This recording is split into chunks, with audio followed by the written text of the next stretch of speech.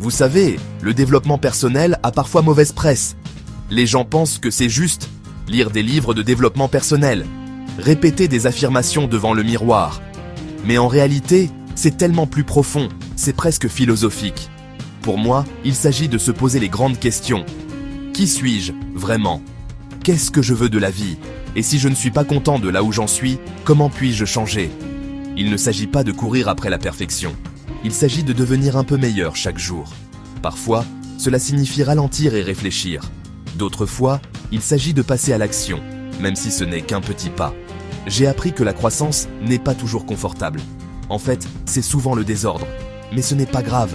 Cet inconfort signifie que je me dépasse, que j'apprends et que j'avance. Voilà le truc. Le développement personnel n'est pas une solution unique.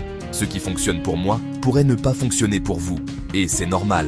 Le véritable voyage consiste à découvrir ce qui compte le plus pour vous. Construire votre vie autour de cela.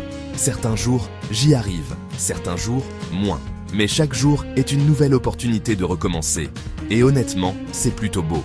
Si vous êtes sur votre propre chemin de croissance, souvenez-vous, vous n'avez pas besoin d'avoir toutes les réponses.